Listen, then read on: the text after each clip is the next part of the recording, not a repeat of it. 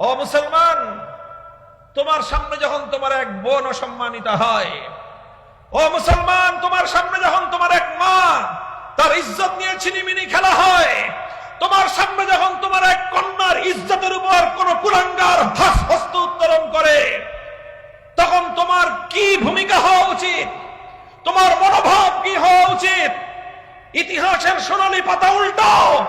মুসলমানদের তৎকালীন সোনার মদিনায় আল্লাহর পয়গম্বরের পবিত্র আত্মা সাহাবায়ে কেরাম থেকে তার আদর্শ শেখো।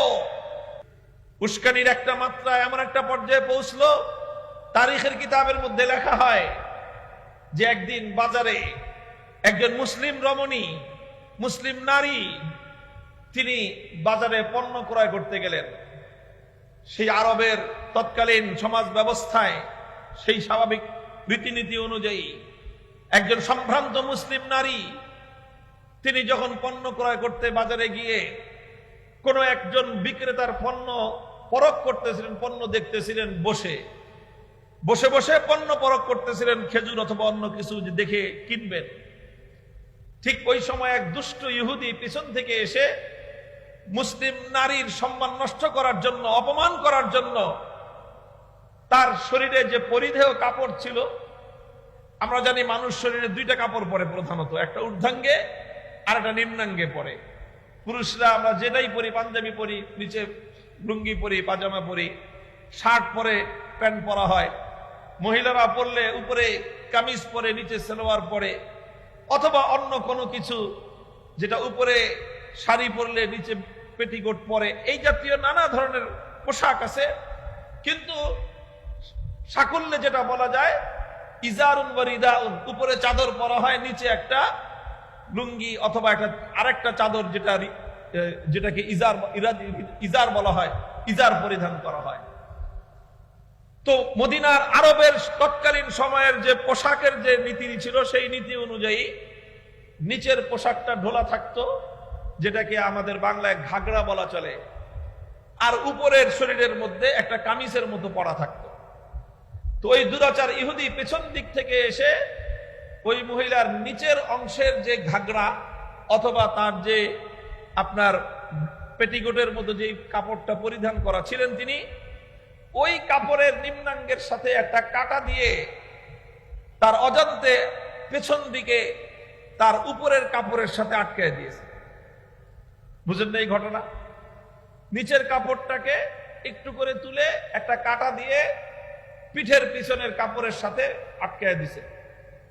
কারণ স্বাভাবিকভাবেই যখন মহিলা তিনি যখন উঠে দাঁড়িয়েছেন বসা অবস্থা থেকে, উঠে দাঁড়ানোর সাথে সাথে তার উপরের কাপড়ের সাথে নিম্নের কাপড় পিছন দিক থেকে উপরে উঠে গেছে। একটা অসম্মান, কত বড় একটা অমর্যাদা একজন সম্ভ্রান্ত নারীর জন্য এটা, যে শত শত হাজার হাজার মানুষ বাজারের মধ্যে তার সতর খুলে গেছে। আর এই যখন একজন মহিলা এমন অপমানিত হলেন, ইহুদিরা যারা এই চক্রান্ত করেছিল, দুষ্ট চক্র, তারা এটা উল্লাসে ফেটে পড়ল। একজন মুসলিম রমণীকে অসম্মান করে, অপমান করে তারা উল্লাসে ফেটে পড়ল। তারা আরো বেশি তাকে অপমান করতে লাগলো। ও মুসলমান, তোমার সামনে যখন তোমার এক বোন অসম্মানিত হয়, ও মুসলমান, তোমার সামনে যখন তোমার এক মা তার ইজ্জত নিয়ে ছিনিমিনি খেলা হয়, তোমার সামনে যখন তোমার এক কন্যার ইজ্জতের উপর কোন কুলাঙ্গার হস্ত উত্তোলন করে, তখন তোমার কি ভূমিকা হওয়া উচিত? তোমার মনোভাব কি হওয়া উচিত? ইতিহাসের সোনালী পাতা উল্টাও। মুসলমানদের তৎকালীন সোনার মদিনায় আল্লাহর পয়গম্বরের পবিত্র আত্মা সাহাবায়ে কেরাম থেকে তার আদর্শ শেখো। এই দৃশ্য দেখলেন, ইহুদিরা উল্লাসে ফেটে পড়ল, মুসলমানরা লজ্জায় মাথা নত করলেন। এক মুসলিম যুবক তাকিয়ে দেখলেন, কোন দুরাচার ইহুদি এভাবে জনসম্মুখে একজন মুসলিম নারীর ইজ্জত নিয়ে ছিনিমিনি খেলতে পারে। কোন দ্বিধা করেন নাই, কোন ফয়সালা জানতে চান নাই, সঙ্গে সঙ্গে কোষবদ্ধ তরবারি উন্মুক্ত করে গোটা বাজারের সমস্ত মানুষের সামনে ইহুদির উপর আক্রমণ পরিচালনা করে তার শিরোপা দিয়ে এক বোনের ইজ্জত সম্মান, এক ভয়ের কাছে কতটা বেশি হতে পারে তার প্রমাণ তিনি রাখলেন। মুহতারাম হাজিরিন, ঘটনা এখানেই থেমে যায়নি, পাল্টা আক্রমণ করে ইহুদিরাও এবং সেই মুসলিম যুবককে, মর্দে মুজাহিদকে তারা পাল্টা আক্রমণে তাকে শহীদ করে দেওয়া হয়। মুহতারাম হাজিরিন, ঘটনা ঘটে গেল, হঠাৎ একজন মুসলমান শহীদ হলেন, এক দুরাচার ইহুদি নিহত হলো, অথচ পরস্পর তখনও শান্তি চুক্তি বহাল বিদ্যমান। এরপরে উভয় পক্ষের মধ্যে উত্তেজনা ছড়িয়ে পড়ল, ঘটনা উভয় পক্ষ এটা আলোচনায় বসলো। রাসূল আকরাম সাল্লাল্লাহু আলাইহি ওয়াসাল্লামের কাছে এই ঘটনা যখন উত্থাপিত হলো, আল্লাহর রাসূল সাল্লাল্লাহু আলাইহি ওয়াসাল্লাম তিনি রাহমাতুল লিল আলামিন ছিলেন, মানবতার মূর্ত প্রতীক ছিলেন, উদারতার মূর্ত প্রতীক ছিলেন, আন্তঃধর্মীয় সম্প্রীতির রূপকার ছিলেন তিনি। মদিনা সনদ বাস্তবায়নের মাধ্যমে বিশ্ব ইতিহাসে ভিন্ন ভিন্ন জাতিগুলো কিভাবে একসঙ্গে একটা ভূখণ্ডে শান্তিপূর্ণভাবে বসবাস করতে পারে, এই বিশ্ব ইতিহাসের সবচেয়ে বড় রূপকার মুহাম্মদ আরবি সাল্লাল্লাহু আলাইহি ওয়াসাল্লাম। তার সামনে যখন এই ঘটনা উত্থাপিত হলো, তিনি ফয়সালা দিয়েছিলেন যে এক মুসলিম নারীর ইজ্জত নিয়ে যারা ছিনিমিনি খেলতে পারে, মুসলমান সব প্রশ্নে আপোষ করতে পারে, মুসলমান তার মায়ের ইজ্জতের প্রশ্নে আপোষ করতে পারে না, মুসলমান তার বোনের ইজ্জতের প্রশ্নে কোন নমনীয়তা প্রদর্শন করতে পারে না।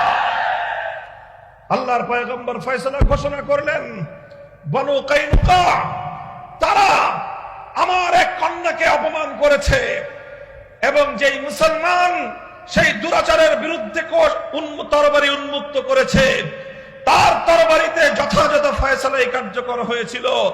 সুতরাং ইহুদিরা তাকে হত্যে দ্বিতীয় অপরাধ তারা করেছে, একজন নিরপরাধ মুসলমানকে তারা শহীদ করেছে। কাজেই এখন বনু কাইনুকাকে আমাদের এই দুই ঘটনার জন্য তাদেরকে মাথা পেতে অপরাধ স্বীকার করে আমার এই নিহত মুসলমানের মৃত্যুর বিনিময়ে তাকে তার ক্ষতিপূরণ রক্তপান দিয়ত দিতে হবে। বনু কাইনুকায়ের লোকজন দিয়ত দিতে গরিমসি করবার সঙ্গে সঙ্গে আল্লাহর রাসূল সাল্লাল্লাহু আলাইহি ওয়াসাল্লাম ফয়সালা শুনায় দিলেন, বিশ্বাসঘাতকতা করেছে বনু কাইনুকা, চুক্তি ভঙ্গ করেছে বনু কাইনুকা, তারা মুসলমানদের সঙ্গে শান্তিপূর্ণ সসম্মানে অবস্থান করবার যেই চুক্তি করেছিল, সেই চুক্তি ভঙ্গ করার মাধ্যমে মদিনাতে অবস্থান করবার অধিকার তারা হারিয়ে ফেলেছে। সুতরাং আল্লাহর পয়গম্বর ঘোষণা করলেন, বনু কাইনুকা মদিনায় বসবাস করতে পারবে না, তাদেরকে মদিনা ছেড়ে বাইরে চলে যেতে হবে। তাদেরকে নির্দিষ্ট সময়ের আলটিমেটাম ঘোষণা করে আমার নবী, বিশ্ব নবী রাহমাতুল লিল আলামিন সাল্লাল্লাহু আলাইহি ওয়াসাল্লাম বললেন, নির্ধারিত সময়ের পর অপরাধী গোত্র বনু কাইনুকায়ের কোন ব্যক্তিকে যদি মদিনায় পাওয়া যায়, তার বিরুদ্ধে মুহাম্মদ আরবির পক্ষ থেকে ঘোষণা করা হলো।